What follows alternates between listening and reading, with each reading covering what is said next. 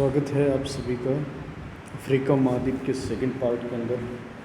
अब हम पढ़ने जा रहे हैं अफ्रीका के 3 मरुस्थल, उसके बाद में उसकी पर्वत श्रृंखलाएँ, उसके बाद में झीलें और नदियाँ। इस तरीके से हम पढ़ेंगे। अब हम सबसे पहले मरुस्थल के बारे में बात करते हैं जिसका नाम है सहारा मरुस्थल। सहारा मरुस्थल कहाँ है? तो आपको ये पता है, इसके अंदर से मकर रेखा, कर्क रेखा और ये अपने 0 डिग्री देशांतर रेखा भी गुजरती है। ठीक है। अब जो 20 से 30 डिग्री सेल्सियस अपने अक्षांशीय स्थिति है, उत्तरी अक्षांश के अंदर मरुस्थल पाया जाता है। ठीक है। ये 23.5 डिग्री है, इससे थोड़ा सा ऊपर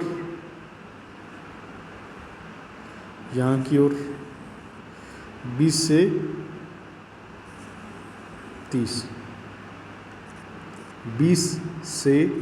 30 डिग्री उत्तरी अक्षांश।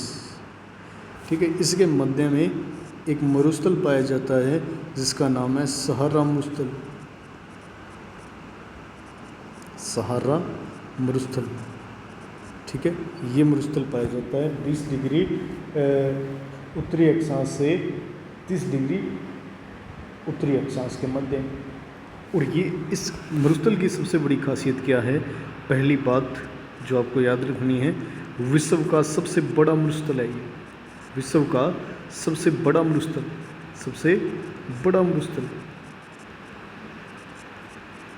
ठीक है। ये विश्व का सबसे बड़ा मरुस्थल है जिसका नाम क्या है? सहारा मरुस्थल। ये याद रह जाएगा आपको।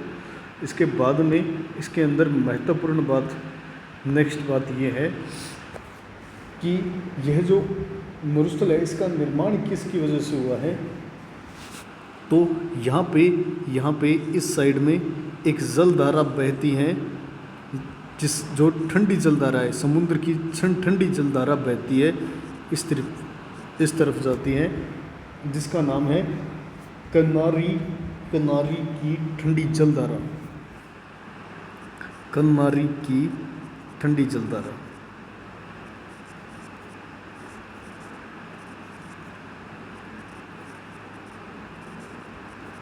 ठीक है। कन्नारी की ठंडी जलधारा का योगदान है इसके बनने में। याद रखना, जहाँ पर भी ठंडी जलधाराएँ नज़दीक में होती हैं वहाँ पास ही मरुस्थल होता है। और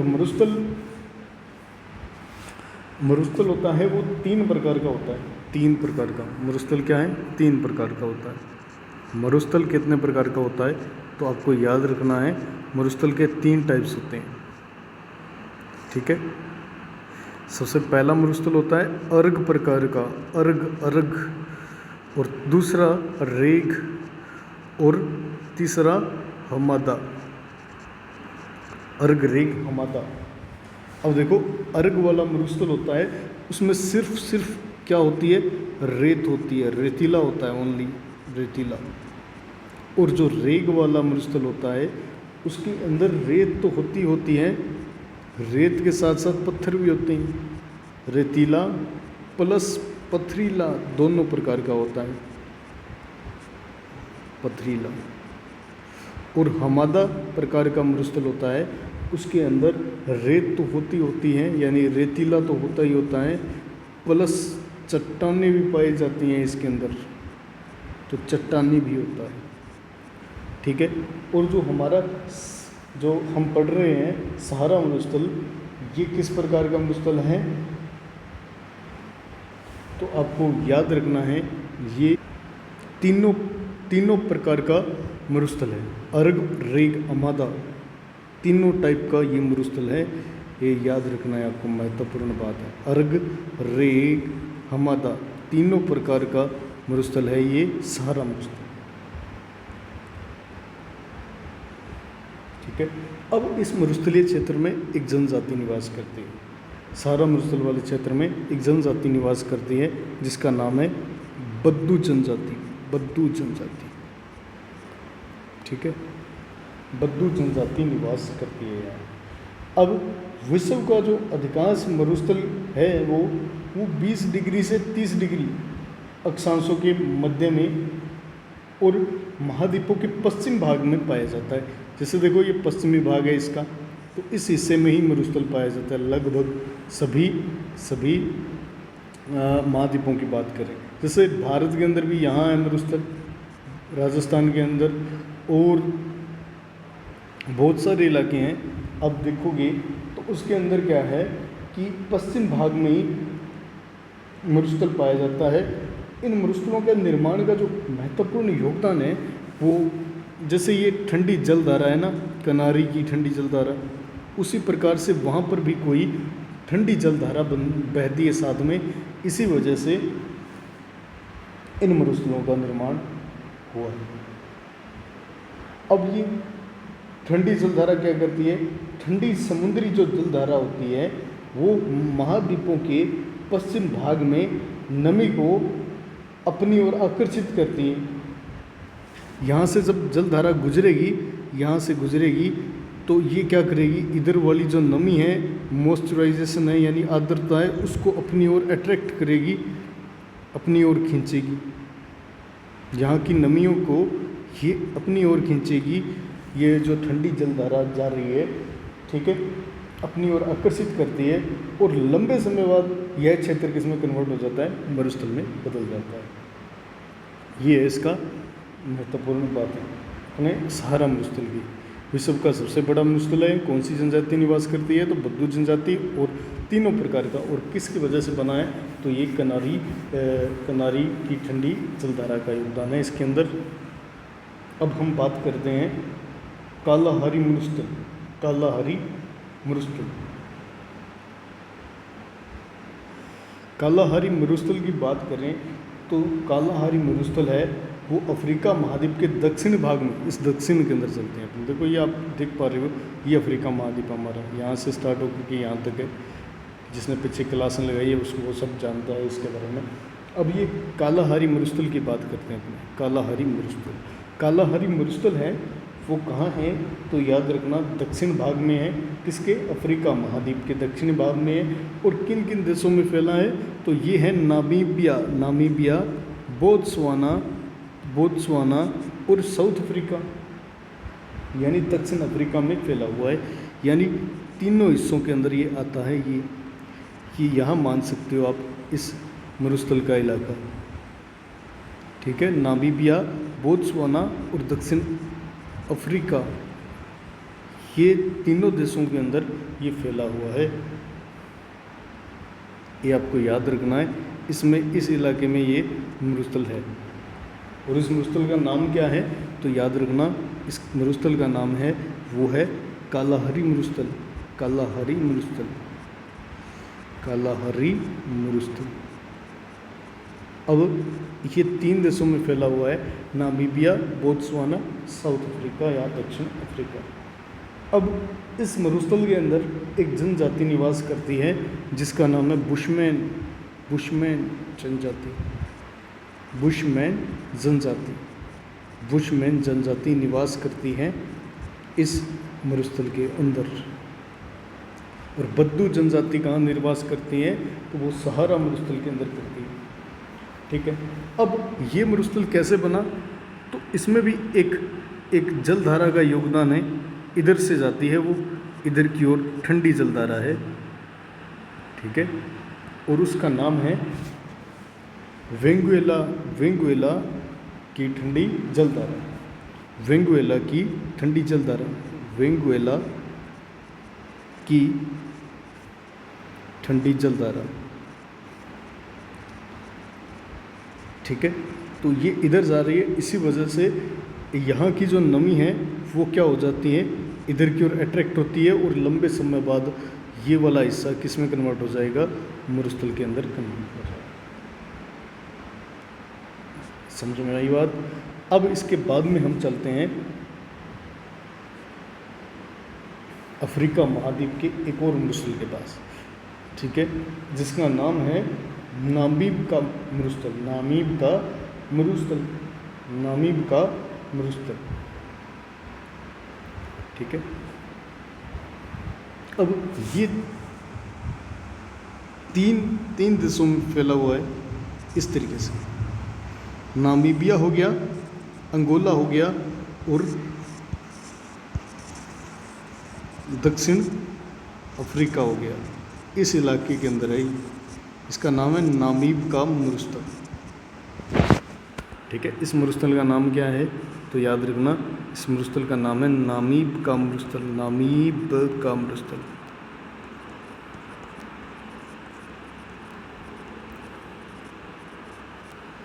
नामीब का मरुस्थल।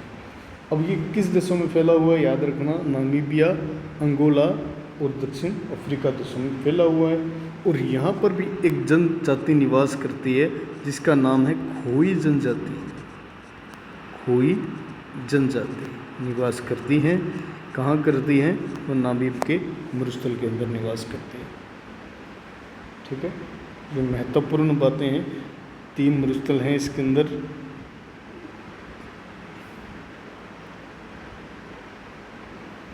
अब इसके बाद में हम पढ़ेंगे इसकी पर्वत श्रृंखलाओं के बारे में। इसकी पर्वत श्रृंखलाओं के बारे में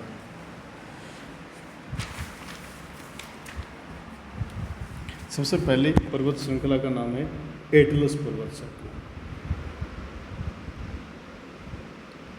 एटलस पर्वत श्रृंखला।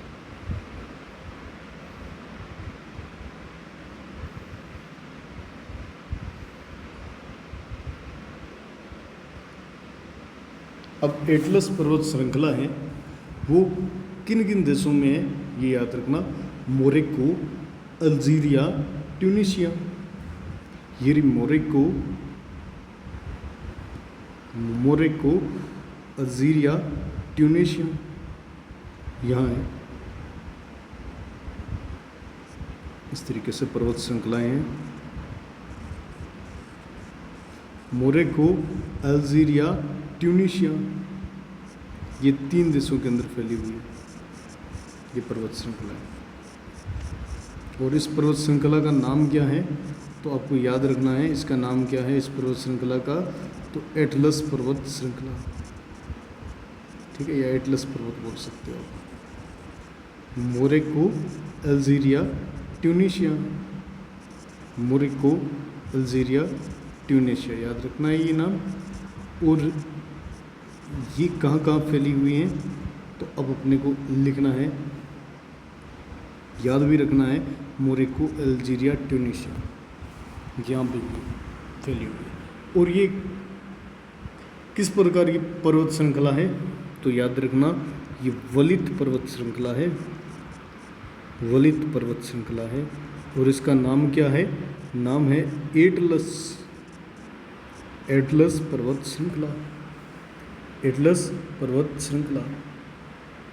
ठीक है, और किस देशों में है तो मोरक्को, अल्जीरिया, ट्यूनीशिया।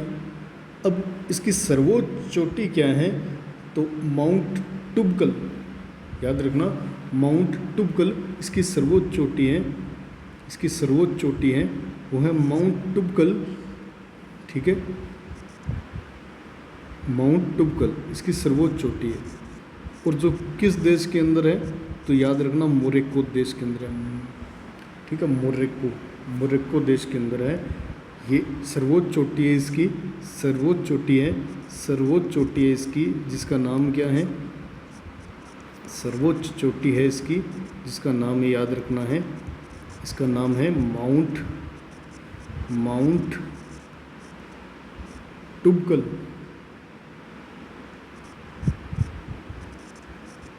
इसकी ऊंचाई कितनी है तो याद रखना है 4167 मीटर। ठीक है, माउंट टुबकल है और किस देश के अंदर है ये याद रखना, मोरक्को देश के अंदर है। मोरक्को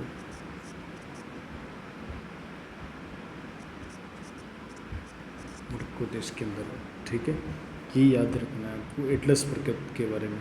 अब इसके बाद में हम दूसरी पर्वत श्रृंखला पढ़ने जा रहे हैं और ये याद रखना, उत्तरी भाग में एटलस पर्वत श्रृंखला है। वो किस भाग में है तो उत्तरी भाग के अंदर है, ये याद रखना आप लोग, उत्तरी भाग के अंदर। अब इसके बाद में हम पढ़ने जा रहे हैं ड्रैकन्सबर्ग पर्वत श्रृंखला। ये पहली एटलस पढ़ ली हमने, इसके बाद में ड्रैकन्सबर्ग पर्वत श्रृंखला। ठीक है। ड्रैकन्सबर्ग पर्वत श्रृंखला ये किस में स्थित है? तो ये एक दक्षिण अफ्रीका के अंदर एक देश है जिसका नाम है लेसोथो। लेसोथो भी बोल देते हैं या लोसोथो भी बोल देते हैं इसको, लेसोथो, ठीक है। लेसोथो देश है एक, और ये अफ्रीका है। इसके अंदर ये फैली हुई है पर्वत श्रृंखला इस तरीके से, ठीक है। लेसोथो देश और ये दक्षिण अफ्रीका के अंदर फैली हुई पर्वत श्रृंखला है जिसका नाम क्या है? तो ड्रैकन्सबर्ग पर्वत श्रृंखला।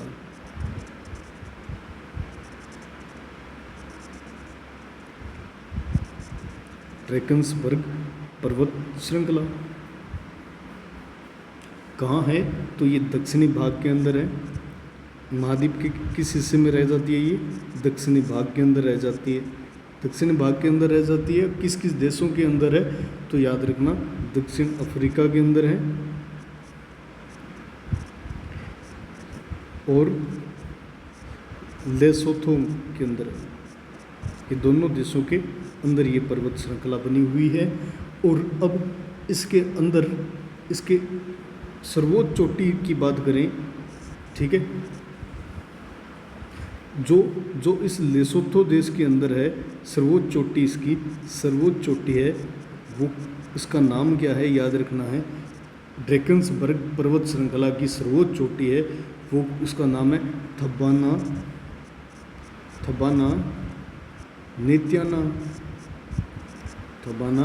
नेत्याना इसकी सर्वोच्च चोटी है। और ये इसकी ऊंचाई कितनी है? तो याद रखना 3482 मीटर इसकी ऊंचाई है। और ये कहाँ है? तो याद रखना लेसोथो देश के अंदर है ये चोटी, ठीक है। अब इसके बाद में हम बात करते हैं किलिमंजारो, माउंट किलिमंजारो या फिर किलिमंजारो पर्वत चोटी, ठीक है। ये तंजानिया है, इधर देख पा रहे हो आप इस हिस्से में, ये तंजानिया है, ये तंजानिया देश है। तंजानिया के अंदर ही, ठीक है, तंजानिया के अंदर ही अफ्रीका महाद्वीप की सर्वोच्च चोटी है। तंजानिया के अंदर ही अफ्रीका महाद्वीप की सर्वोच्च चोटी है। तंजानिया में अफ्रीका महाद्वीप की सर्वोच्च चोटी है जिसका नाम है किलिमंजारो। इसके अंदर कौन सी है? तो याद रखना नाम इसका किलिमंजारो, ठीक है। किलिमंजारो पर्वत चोटी है ये। और ये कहाँ स्थित है? तो याद रखना तंजानिया के अंदर है। और ये याद रखना कि ये अफ्रीका महाद्वीप की सर्वोच्च चोटी है। एक महत्वपूर्ण बात ये भी है, अफ्रीका महाद्वीप की सर्वोच्च चोटी, अफ्रीका महाद्वीप की सर्वोच्च चोटी।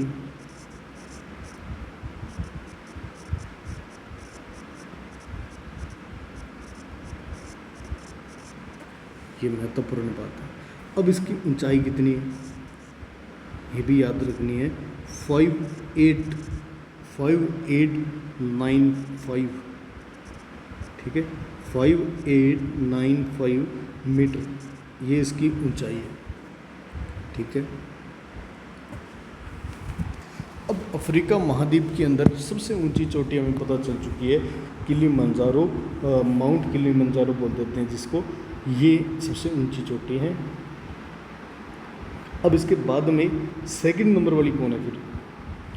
तो इसी के साथ में एक देश है तंजानिया के साथ में जिसका नाम है केन्या। केन्या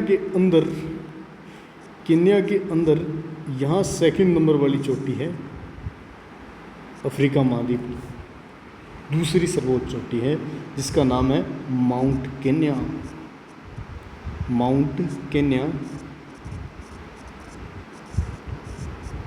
ये सेकंड नंबर वाली चोटी है किसकी? तो याद रखना अफ्रीका महाद्वीप की सेकंड नंबर की सबसे ऊंची चोटी है। और इसकी ऊंचाई कितनी है तो याद रखना 5199। अब देखो 5895 किसकी हैं तो किलिमंजारो की हैं और माउंट केन्या की 5199 मीटर, इतनी इसकी, ठीक है, इसकी ऊंचाई है। अब एक और महत्वपूर्ण बात देख पा रहे होगा आप, ये इक्वेटर है यानी भूमध्य रेखा है, ठीक है, और ये कहाँ से गुजर रही है तो आप देख पा रहे हो कि ये माउंट केन्या से गुजर रही है, इस पर्वत चोटी से गुजर रही है। यह पर्वत चोटी है वो भूमध्य रेखा पर स्थित होने के बावजूद भी वर्ष के अधिकांश समय बर्फ से युक्त रहती है, ये बर्फ जमी रहती है इसके ऊपर। हालांकि भूमध्य रेखा के ऊपर है फिर भी यहाँ क्या जमी रहती है, बर्फ जमी रहती है, बर्फ। ये याद रखना, इस चोटी के ऊपर क्या जमी रहती है, बर्फ जमी रहती है, ठीक है, ये बर्फ जमी रहती है इसके ऊपर, बर्फ से युक्त रहती है ये चोटी, ठीक है। अब माउंट केन्या हमने पढ़ लिया, अब हम पढ़ने जा रहे हैं माउंट कैमरून। माउंट कैमरून,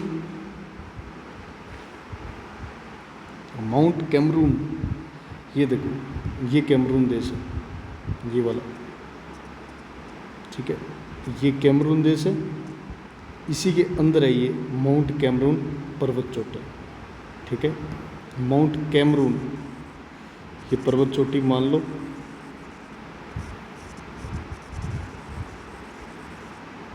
ठीक है, माउंट कैमरून है।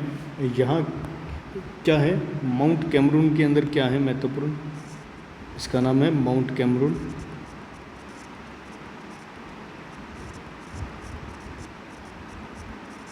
इसके अंदर महत्वपूर्ण क्या है, इसमें एकमात्र, यहाँ क्या है, एकमात्र, एकमात्र, एकमात्र,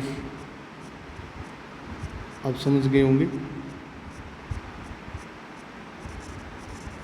यहाँ एकमात्र सक्रिय, सक्रिय, एकमात्र सक्रिय ज्वालामुखी,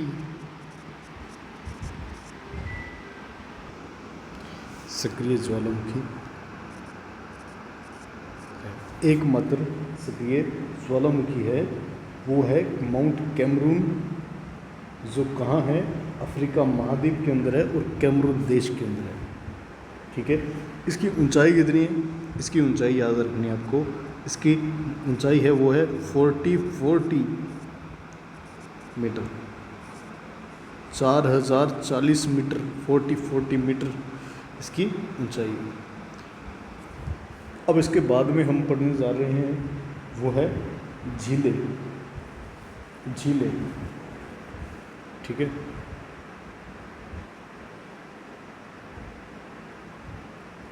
अब झीलें पढ़ने जा रहे हैं, झीलें, लेक्स, ये पढ़ने जा रहे हैं अफ्रीका महाद्वीप की झीलें और नदियाँ, ठीक है, दोनों इकट्ठी ले लें।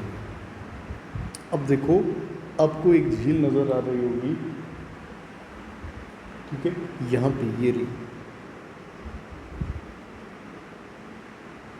ये वाला हिस्से में जो एक झील नज़र आ रही है, और आप देख पा रहे हो ये 2-3 देशों के अंदर है अफ्रीका के।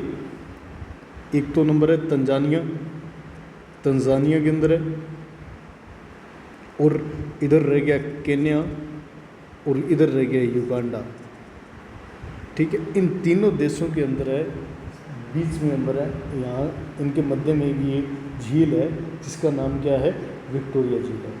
और ये झील का सबसे बड़ी खासियत क्या है, तो ये विक्टोरिया झील है, इसका नाम क्या है, तो विक्टोरिया झील है, ये याद रखना है आपको, विक्टोरिया झील है, वो 3 देशों के अंदर है, तंजानिया, युगांडा, केन्या। अब इसके बारे में महत्वपूर्ण बात, पहली महत्वपूर्ण बात, ये अफ्रीका महाद्वीप की सबसे बड़ी झील है। अफ्रीका महाद्वीप की सबसे बड़ी झील है। अफ्रीका महाद्वीप की सबसे बड़ी झील है। अफ्रीका महाद्वीप की सबसे बड़ी झील है। सबसे बड़ी झील है, ये महत्वपूर्ण बात है। ठीक है, सबसे बड़ी झील है। अब और ये विश्व की कितने नंबर की झील है? विश्व की ये कितने नंबर की झील है? तो याद रखना है आपको, विश्व की तीसरी सबसे बड़ी झील है। विश्व की थर्ड यानी तीसरी सबसे बड़ी झील है।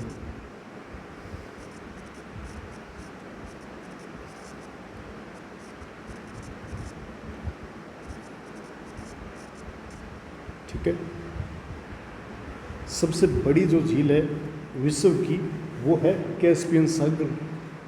याद रखना, फर्स्ट नंबर पे कौन आती है विश्व की सबसे बड़ी झील है? वो है कैस्पियन सागर। पढ़ेंगे अपने आगे, कैस्पियन सागर। और सेकंड नंबर की जो झील है सबसे बड़ी विश्व की, वो है सुपीरियर झील। सुपीरियर झील, ठीक है। ये हमें तीसरे नंबर की विश्व की तीसरी सबसे बड़ी झील है, वो है विक्टोरिया झील।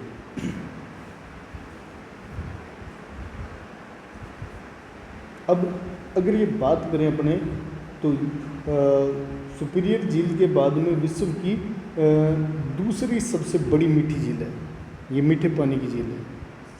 और ये याद रखना है अपने को, कैस्पियन सागर या सुपीरियर झील है ना, सुपीरियर झील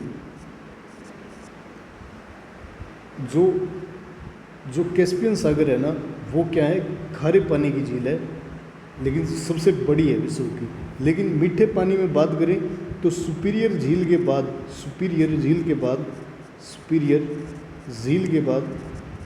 बाद किसका नंबर है? फर्स्ट है मीठे पानी की सुपीरियर, सेकंड है मीठे पानी की सबसे बड़ी झील, वो कौन सी है? विक्टोरिया झील। विक्टोरिया झील क्या है? सेकंड मीठे पानी की सबसे बड़ी झील।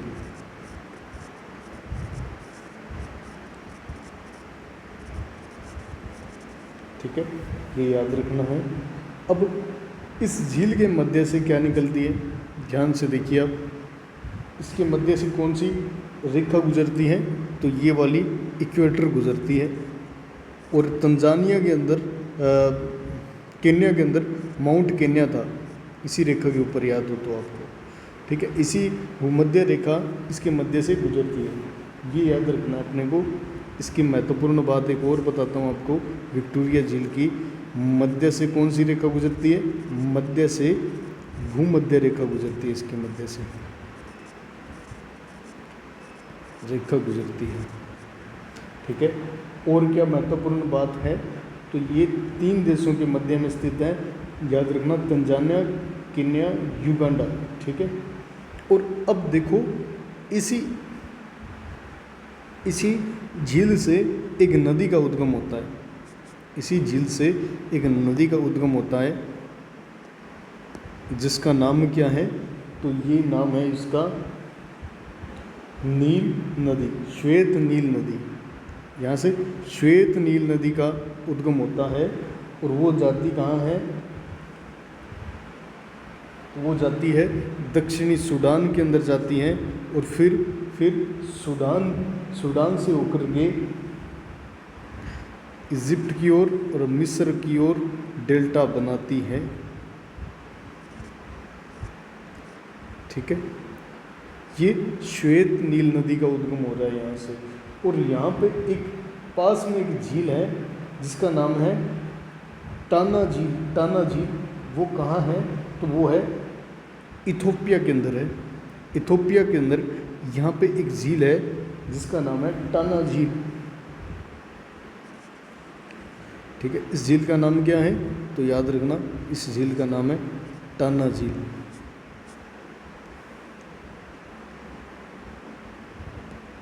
इस झील का नाम क्या है? तो याद रखना, टाना झील। इससे नीली नील नदी का उद्गम होता है, नील नदी का उद्गम होता है इस झील से। ठीक है, ये याद रखना है आपको।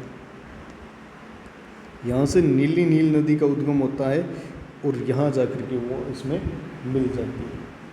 ठीक है, ये स्थान कौन सा है तो याद रखना खार्तूम, खार्तूम के अंदर ये जाकर के मिल जाती है।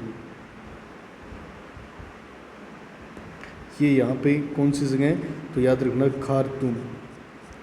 खार्तूम के अंदर श्वेत नील नदी, इसका नाम क्या है श्वेत नील नदी, श्वेत नील नदी जो विक्टोरिया झील से निकलती है। ठीक है, और इसका नाम क्या है तो इसकी नीली नील नदी। ठीक है, नीली नील नदी जो कहाँ से निकलती है तो टाना झील से निकलती हैं, ये आपको याद रखना है। अब जो टाना झील है वो इथोपिया के अंदर है और ये भी किसकी है, ये भी झील किसकी है तो याद रखना टाना झील है वो क्या है इथोपिया देश के अंदर है और ये मीठे पानी की झील है। कैसी है, मीठे पानी की झील है, मीठे पानी की झील है।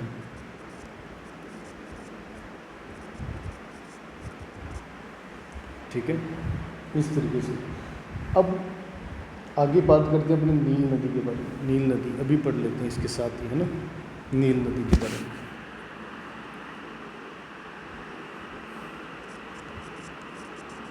नील नदी अभी अपने इसके बारे में डिस्कशन कर लेते हैं, नील नदी के बारे में।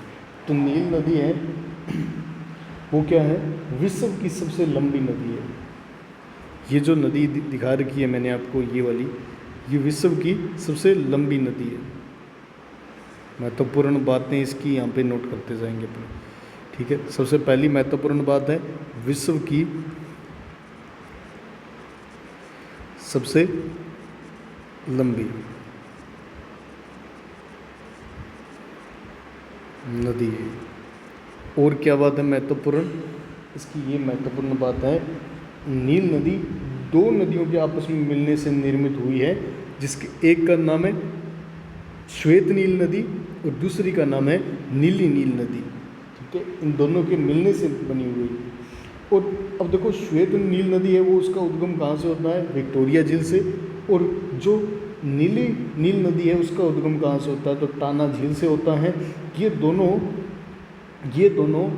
उत्तरी सूडान, ठीक है, ये तो साउथ सूडान हो गया और ये दोनों ये उत्तरी सूडान है। इसके एक खार्तूम स्थान पर आपस में मिलकर नील नदी का निर्माण करती है। इसके बाद में इसका नाम क्या हो जाता है, इसका नाम नील नदी हो जाता है। दो नदियाँ मिलती हैं, श्वेत नील नदी और नीली नील नदी। कहाँ मिलती हैं तो खार्तूम नामक स्थान पर मिलती हैं। और ये खार्तूम कहाँ है तो उत्तरी सूडान के अंदर है। अंततः क्या होता है, ये नील नदी है ना वो उत्तर दिशा में बहने के बाद भूमध्य सागर, ये रहा भूमध्य सागर, ये भूमध्य सागर है। यहाँ पे आकर के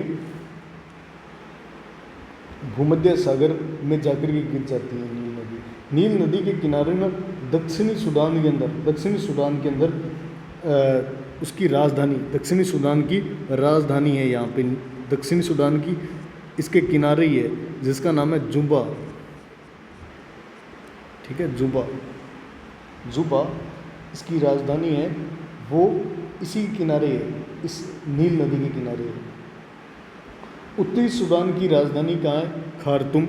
ये भी यहाँ पे तो ये मिल रही हैं दोनों, याद रखना।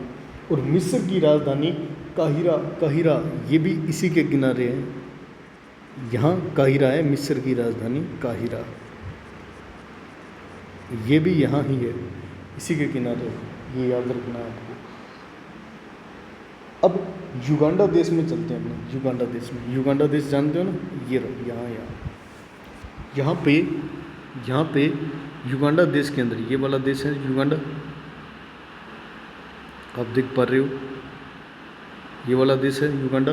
अब यहाँ युगांडा के अंदर क्या है, यहाँ पे एक बांध बनाया गया है, इस नदी के ऊपर एक बांध बनाया गया है। यहाँ एक बांध बनाया गया है, याद रखना है, ये एक बांध बनाया गया है जिस बांध का नाम क्या है, इस बांध का नाम क्या है, तो याद रखना है ओखो सोम्बो बांध। ओखो सोम्बो बांध या अखो सोम्बो बांध भी बोल देते हैं इसको, अखो सोम्बो बांध। वो कहाँ बनाया गया है, तो युगांडा देश के अंदर बनाया गया है। किस नदी पर बनाया गया है, तो नील नदी पर बनाया गया है। और कौन सी नील नदी पर बनाया गया, तो श्वेत नील नदी पर बनाया गया। ठीक है, अब आगे चलते हैं अपने। इस पर एक और बांध बनाया गया है मिस्र देश के अंदर, इजिप्ट के अंदर भी, यहाँ पे भी इसके ऊपर एक बांध बनाया गया है इस नदी के ऊपर, जिसका बांध का नाम है आसवान बांध। आसवान बांध ये भी नील नदी के ऊपर बनाया गया है। और कहाँ है ये आसवान बांध, तो याद रखना मिस्र देश के अंदर है। मिस्र, ये इजिप्ट देश के अंदर है। ठीक है, अब इसके बाद में आसवान बांध के बाद में यहाँ पे एक झील का निर्माण करती है ये नदी। इस झील का निर्माण करती है आसवान बांध के बाद में। यहाँ एक झील का निर्माण होता है, लेक का निर्माण होता है, जिसका नाम है नासिर झील। नासिर झील, ठीक है, नासिर झील का निर्माण होता है इसके बाद में। ठीक है, अब मिस्र देश के अंदर आसवान बांध हो गया और नासिर झील हो गई। ठीक है, अब देखो ये गिरने से पहले ना भूमध्य सागर में तो डेल्टा बनाती हैं। इस प्रकार से इसके डिवाइडेशन हो जाता है, इसकी शाखाएं बढ़ जाती हैं छोटी छोटी इस नदी की। ये डेल्टा बन गया एक प्रकार का। ठीक है, जब देखो कोई भी नदी है वो समुद्र में गिरती है, समुद्र ये बड़ा इलाका मान लो जैसे, तो इस तरीके से उसकी शाखाएं बन जाती है ना छोटी छोटी, तो उसको डेल्टा बोला जाता है। ये डेल्टा बनाती है। ठीक है, गिरने से पूर्व डेल्टा बनाती है। नील नदी के द्वारा मिस्र देश में अनेक नहरों के माध्यम से कपास, चावल, गेहूँ इत्यादि की खेती भी की जाती हैं। और नील नदी को क्या कहा जाता है, नील नदी को मिस्र का वरदान भी कहा जाता है। किस नाम से जाना जाता है नील नदी को, तो मिस्र का वरदान, मिस्र का वरदान नाम से जाना जाता है। मिस्र का वरदान, ठीक है, मिस्र देश के वरदान के रूप में जाना जाता है इसको। अब इसके बाद में हम बात करते हैं कुछ और झीलों के बारे में, जिसमें आगे क्रम के अंदर आ रही है टंगानिका झील। टंगानिका झील, टंगानिका झील, ठीक है, टंगानिका झील। इसके बाद में टंगानिका झील, टंगानिका झील की बात करते हैं तो ये आपको दिख रही होगी विक्टोरिया झील है, ये वाली जिसमें गुड लगाया मैंने। यहाँ दिख रही होगी आपको एक झील इस तरीके से लंबाई के रूप में जाती हुई, ये वाली, ठीक है। ये वाली जो झील है, इस झील का नाम है टंगानिका झील, टंगानिका झील, ठीक है। इस झील का नाम क्या है, तो याद रखना टंगानिका झील।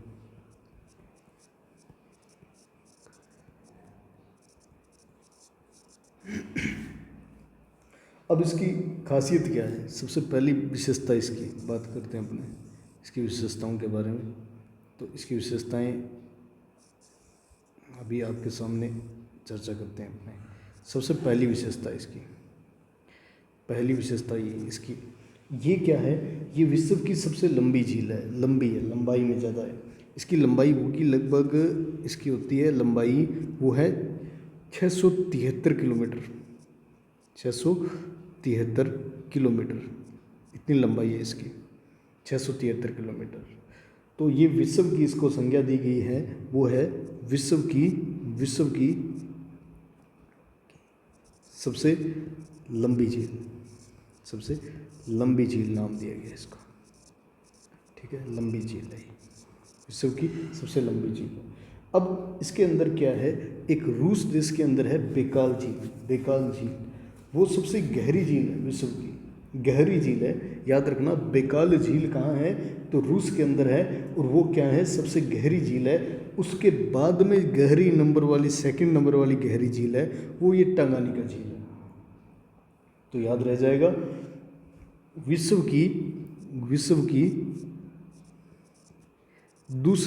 दूसरी यानी सेकंड नंबर वाली, दूसरी सबसे गहरी झील,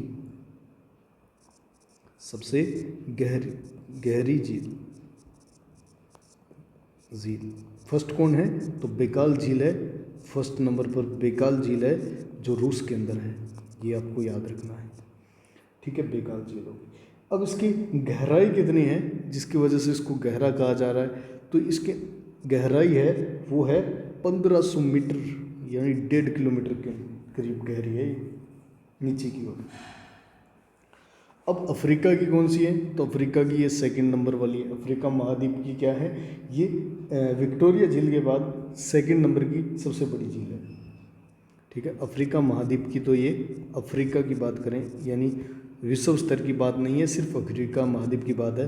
तो अफ्रीका महाद्वीप की सेकंड बड़ी झील है ये, सेकंड बड़ी झील है। फर्स्ट कौन सी है? विक्टोरिया, सेकंड झील है ये, सेकंड बड़ी झील है। ठीक है, अब ये 4 देशों में फैली हुई है, 4 देशों में फैली हुई है। अब बात करते हैं कौन कौन से देशों में। तो आप देख पा रहे हो तंजानिया के अंदर है कुछ हिस्सा, जाम्बिया के अंदर भी है, जाम्बिया के अंदर भी है, जाम्बिया के अंदर भी है, और कांगो के अंदर है, कांगो, ये वाला Congo, Congo democratic Republic of the Congo, Congo, Congo देश के अंदर भी है। और एक छोटा सा देश है यहाँ पे रेड कलर का आपको नज़र आ रहा होगा, इसका नाम है बुरुंडी। ठीक है, बुरुंडी। इन 4 देशों में फैली हुई है। तो याद रह जाएगा, सबसे पहले कांगो, कांगो, जाम्बिया, जाम्बिया, और कौन सा? Tanzania, Tanzania, Burundi.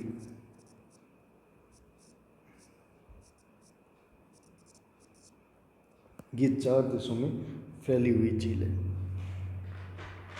ठीक है, अब इसके बाद में हम बात करते हैं वोल्टा झील के बारे में। वोल्टा झील वोल्टा झील एक घाना देश है, यहाँ पे देख लो ध्यान से, घाना देश है। ये रहा घाना, ये वाला देश घाना देश है, ये वाला इस तरीके की आकृति वाला। यहाँ पे एक झील है इस घाना देश के अंदर, जिस झील का नाम क्या है? तो इसका नाम है वोल्टा झील। इस झील का नाम क्या है? तो वोल्टा झील है, वोल्टा झील, वोल्टा झील है। ठीक है, अब एक ना 4 झील है जो 4 देशों के बीच में है, 4 झील है वो 4 देशों के बीच में है। और वो कहाँ कहाँ है? तो याद रखना, नाइजर, चाड, नाइजीरिया, कैमरून, यहाँ है वो 4 झील। ठीक है, 4 देशों के बीच में है ये। यहाँ है झील जिसका नाम क्या है? तो चाड झील है ये,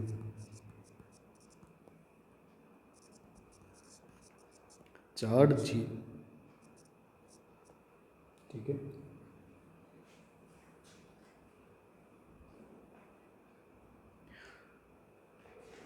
चाड झील। अब बात करते हैं इसकी।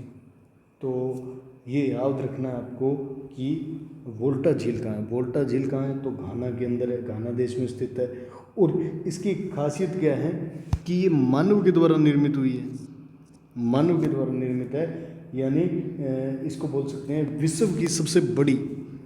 इसके बारे में महत्वपूर्ण बात ये है कि विश्व की सबसे बड़ी वोल्टा झील जो घाना के अंदर है, घाना देश के अंदर है, विश्व की सबसे बड़ी,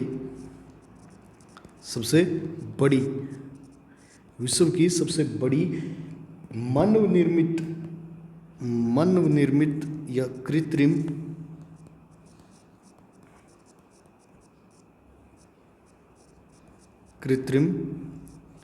झील, विश्व की सबसे बड़ी मानव निर्मित या कृत्रिम झील है। अब चाड झील क्या है? ये खारे पानी की झील है, खारे पानी की झील है। और 4 देशों के अंदर है, आपको पता है। चाड हो गया, नाइजर हो गया, चाड, नाइजर, नाइजीरिया, कैमरून। ठीक है, खारे पानी की झील है और 4 देशों में है। बस चाड 4 देशों में है, नाइजर, नाइजीरिया, कैमरून, चाड। ठीक है, अब आगे हम पढ़ेंगे आगे वाली चीज जिसका नाम है, वो झील नहीं है, नदी है। और जिस नदी का नाम क्या है तो कांगो या जायरे नदी, कांगो या जायरे नदी, ये हम पढ़ेंगे, कांगो और जायरे नदी। अब ये नदी है कहाँ, तो चलते हैं अपने इसकी लोकेशन देखते हैं। ये कांगो गणराज्य है जिसको बोलते हैं democratic Republic of the Congo.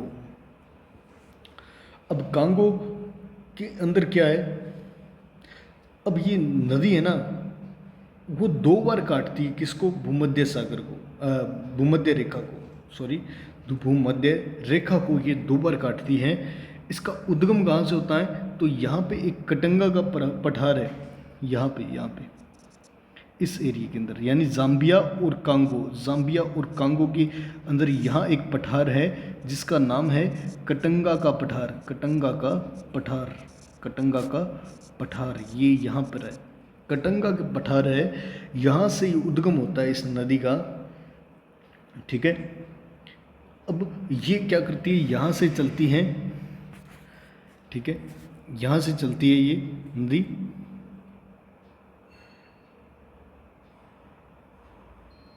Katanga के पठार से निकलती है, यहाँ से चली ये नदी, यहाँ से नदी चल करके ये जाती है इस तरीके से बहती हुई, इसको पार करती है 2 बार भूमध्य रेखा को, ठीक है, ये वाली नदी। अब यहाँ से पार करके ये यहाँ से होकर के इधर निकल जाती है, इस तरीके से बहती है ये, ठीक है।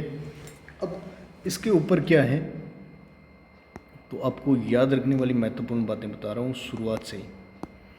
अब यहाँ से निकली है कटंगा के पठार से, उसके बाद में यहाँ पे एक जलप्रपात बना हुआ है, यहाँ पे एक जलप्रपात बना हुआ है जिसका नाम है, इस कांगो जायरे नदी पर है, जिस जलप्रपात का नाम क्या है, स्टेनले, स्टेनले जलप्रपात,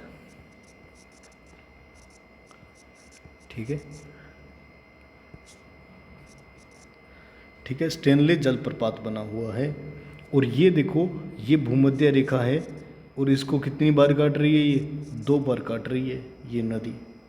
ये महत्वपूर्ण प्रश्न है, ध्यान रखना, भूमध्य रेखा को 2 बार काटती है और कहाँ गिरती है जाकर के, तो ये दक्षिण अटलांटिक महासागर में जाकर के ये गिर जाती है, दक्षिण अटलांटिक महासागर में जाकर के गिर जाती है। एक और जलप्रपात बना हुआ है इसके ऊपर, उसके बाद में लिविंगस्टोन जलप्रपात यहाँ है वो, जब ये काट करके वापस आती है तो यहाँ पर भी एक जलप्रपात बना हुआ है जिसका नाम है लिविंगस्टोन, लिविंगस्टोन जलप्रपात, ठीक है, लिविंगस्टोन जलप्रपात। अब इसके बाद में यहाँ पर एक बांध बना हुआ है, इसके ऊपर, इस नदी के ऊपर बांध बना हुआ है जिसका नाम है इंगा बांध, इंगा बांध, कांगो जायरे नदी पर इंगा बांध बना हुआ है, इंगा बांध, ठीक है। अब यहाँ पे पिग्मी जनजाति भी निवास करती है, आपको मैंने उस टाइम भी बताया था कि विश्ववतीय जो वर्षा वन थे उसके अंदर पिग्मी जनजाति है, वो यहाँ ही निवास करती है, यहाँ पिग्मी रहते हैं, पिग्मी जनजाति निवास करती है इस नदी के किनारे, पिग्मी जनजाति, ठीक है, पिग्मी जनजाति जो छोटे कद के होते हैं।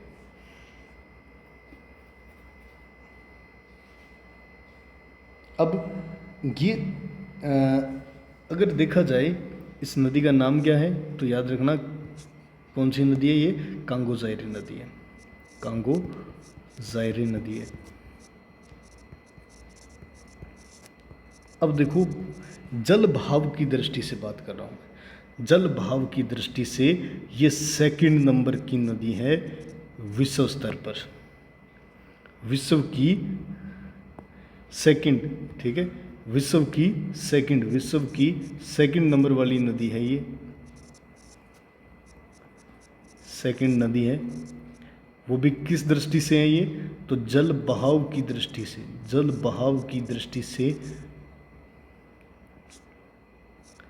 जल बहाव की दृष्टि से ये सेकंड नंबर वाली नदी है।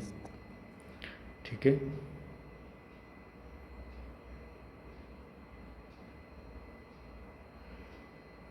और पहली नदी जल बहाव की दृष्टि से कौन सी है, तो फर्स्ट नदी है वो है अपने अमेज़न नदी है दक्षिण अमेरिका की। अमेज़न नदी है, अमेज़न जो दक्षिण अमेरिका की है,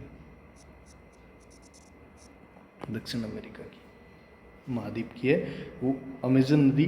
वो सबसे ज़्यादा जल बहाव की दृष्टि से सबसे बड़ी नदी है विश्व की, फर्स्ट नंबर पे।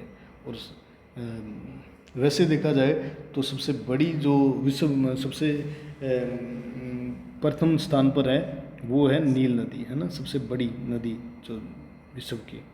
और जल बहाव की दृष्टि से पहली है वो अमेजन है, और सेकंड नंबर वाली कांगो या जायरीन नदी है।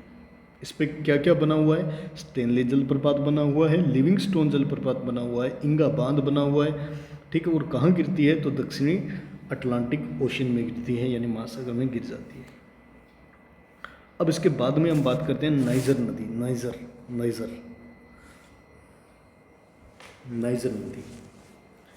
नाइजर नदी के बारे में बात करते हैं। तो नाइजर नदी क्या है, ठीक है, एक ना गिनी देश है, गिनी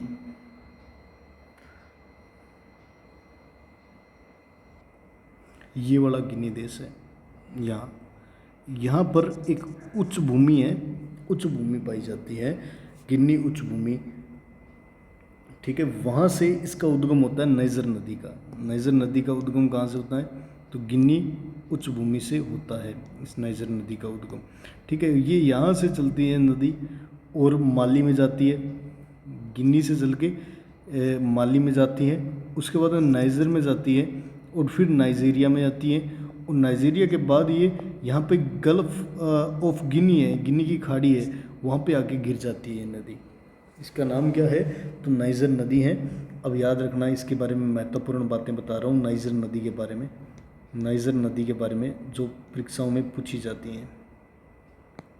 अब देखो, सबसे पहले इसका उद्गम कहाँ होता है, तो गिनी की देश से, गिनी उच्च भूमि से होता है, और ये यहाँ से कहाँ जाती है, गिनी से माली, माली से नाइजर, नाइजर से जाती है नाइजीरिया में बहने के बाद ये अटलांटिक महासागर के भाग ये गिनी की खाड़ी में गिर जाती है, गिनी की खाड़ी में, यहाँ पे गिनी की खाड़ी है, वहाँ गिर जाती है ये।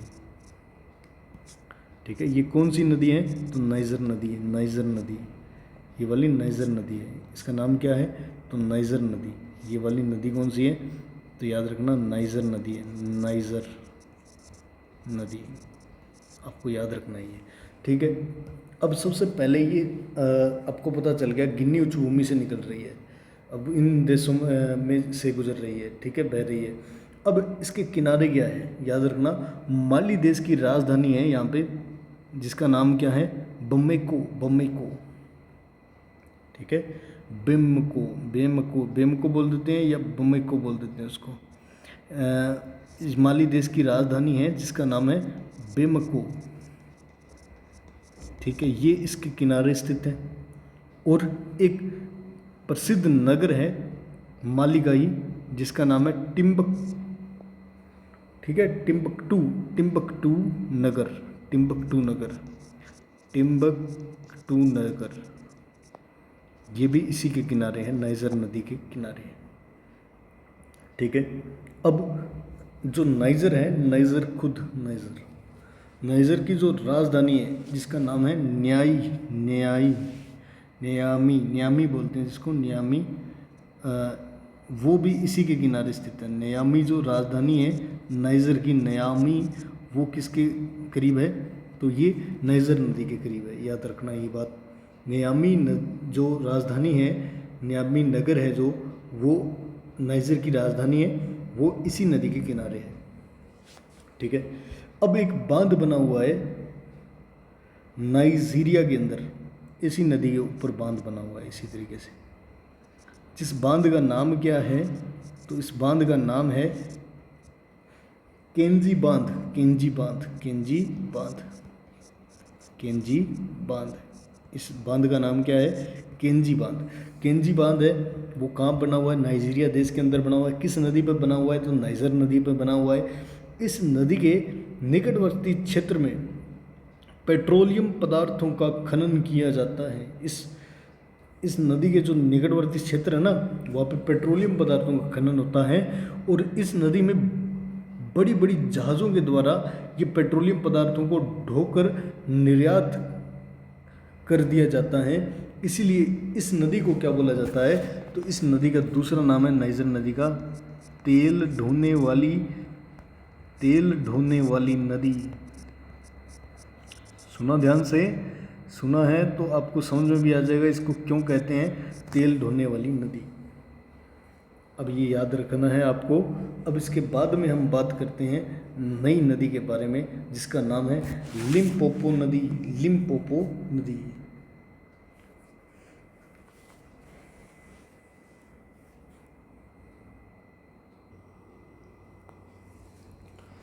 लिम्पोपो नदी की महत्वपूर्ण बात सुनना आप।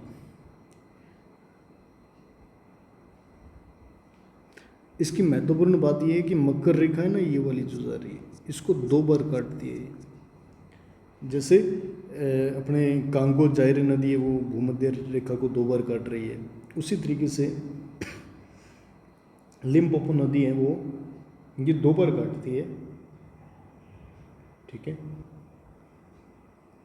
अब यह नदी है ना वो 2 रूपों में उद्गम होता है इसका। इस नदी का 2 शाखाओं में उद्गम होता है। ठीक है। अब जैसे मैं बात करता हूँ तो इसकी एक शाखा क्रोकोडाइल नदी के नाम से आती है यहाँ से। ठीक है। और दूसरी शाखा दक्षिण अफ्रीका से ही निकलती है और यहाँ पे आके इसके पास मिल जाती है वापस से बोत्सवाना के अंदर। बोत्सवाना से चलती चलती ये नदी जाती है, लिम्पोपो नदी जिम्बाब्वे की ओर जाती है। जिम्बाब्वे के बाद में मोजाम्बिक के अंदर जा कर के ये हिंद महासागर के अंदर यहाँ गिर जाती है और यहाँ ये डेल्टा बनाती है। इस तरीके से गिरती है। ये है लिम्पोपो नदी हमारी। इतना याद रखना है आपको इसके अंदर।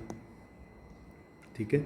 अब पहली महत्वपूर्ण बात दोबारा से स्टार्ट करता हूँ मैं बात इसकी महत्वपूर्ण। यहाँ से ये निकलती है साउथ अफ्रीका से। किस रूप में निकलती है? तो क्रोकोडाइल नदी के रूप में निकलती है। क्रोकोडाइल नदी के रूप में निकलती है। क्रोकोडाइल नदी के रूप में निकलती है और उसके बाद में ये एक और रूप से भी निकलती है, इसका मरिका नदी के रूप से।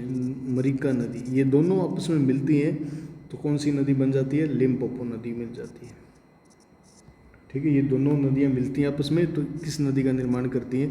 तो लिम्पोपो नदी का। लिम्पोपो नदी का। और ये लिम्पोपो नदी किस किस देश से गुजरती है? तो साउथ अफ्रीका हो गया, बोत्सवाना हो गया, जिम्बाब्वे हो गया और अपने जिम्बाब्वे हो गया और मोजाम्बिक हो गया। इनमें बहने के बाद ये कहाँ गिर जाती है? तो हिंद महासागर के अंदर गिर जाती है। हिंद महासागर, इंडियन ओशन में गिर जाती है। ठीक है। महासागर में गिर जाती है। ठीक है।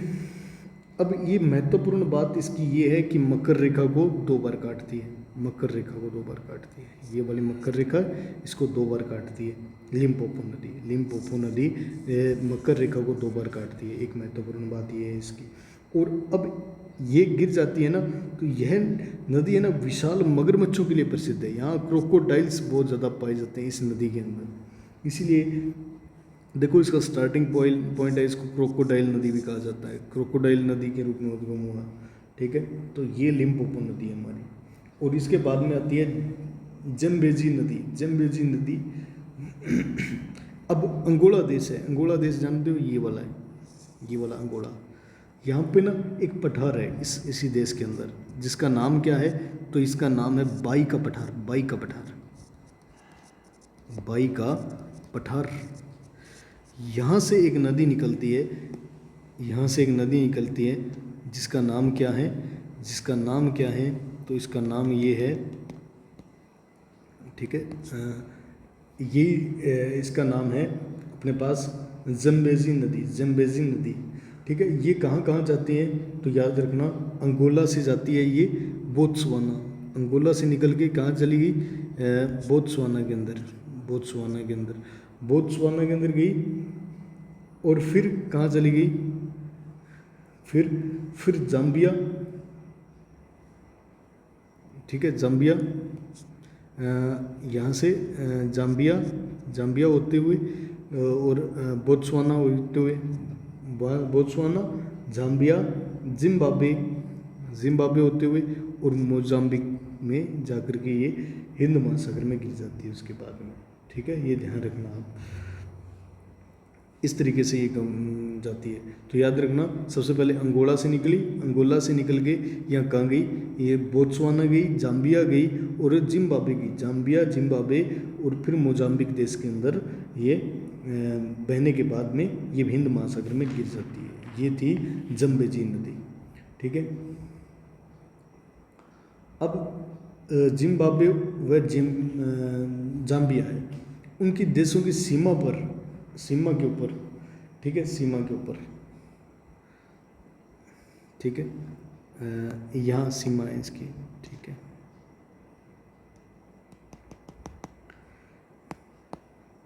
ये वाली सीमा, ठीक है, यहाँ पर एक दो बांध बने हुए हैं, ठीक है, इन सीमा पर, जाम्बिया और जिम्बाब्वे की सीमा पर दो बांध बने हुए हैं जिनका नाम क्या क्या है तो ये पूछ लेता है कई बार। एक तो है विक्टोरिया जलप्रपात बना हुआ है, एक तो है विक्टोरिया जलप्रपात, एक तो विक्टोरिया जलप्रपात और एक है करीबा बांध। ये जाम्बिया और जिम्बाब्वे दोनों की सीमा पर बने हुए हैं, ये विक्टोरिया जलप्रपात और करीबा बांध, ठीक है। अब ये थी महत्वपूर्ण हमारी नदियाँ और झीलें अफ्रीका महाद्वीप की। अफ्रीका महाद्वीप के बारे में कुछ महत्वपूर्ण बातें और रह गई हैं, वो हम नेक्स्ट लेक्चर के अंदर डिस्कशन करेंगे। धन्यवाद।